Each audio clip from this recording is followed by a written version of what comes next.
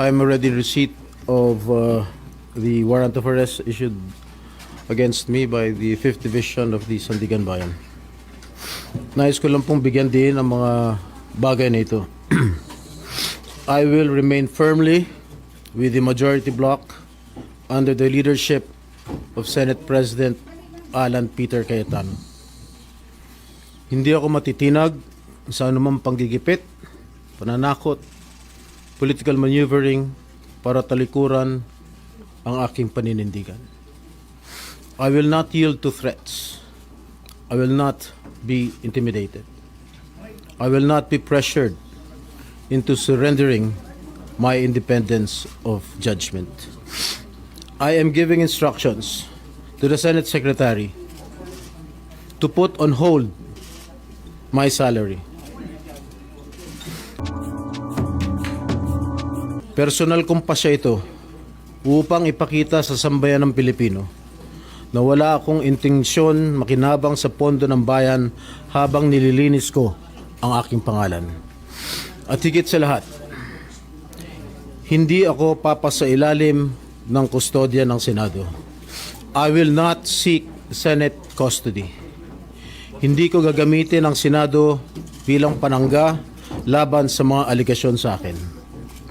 Nakahanda akong ipagtanggol ang aking sarili sa hukuman at hindi ako magtatago sa likod ng institusyong ito upang umiwas sa proseso.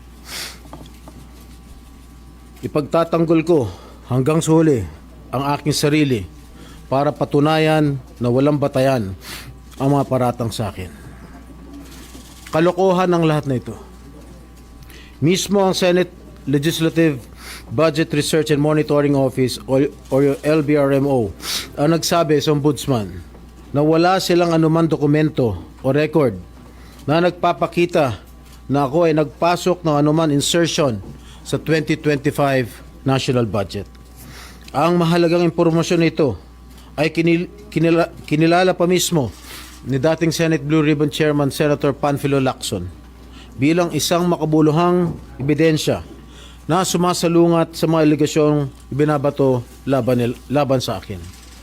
So how can the office of the ombudsman file a plunder case against me when I am not even alleged to be part of or the mastermind of the supposed scheme?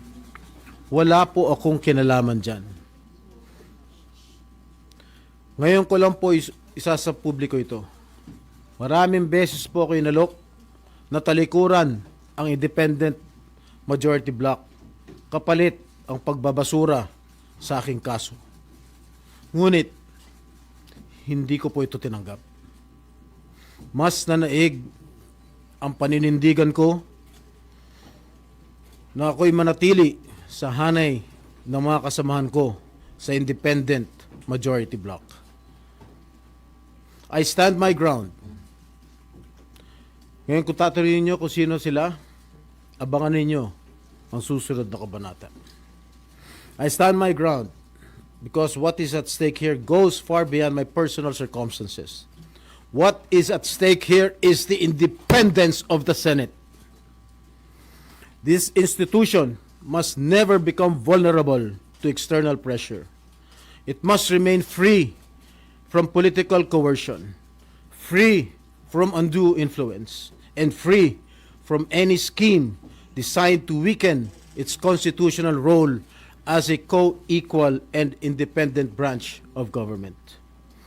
If this is the price I must pay for the decisions I have made and the principles I have chosen to uphold, then I am prepared to face the consequences, however difficult they may be, especially for my family.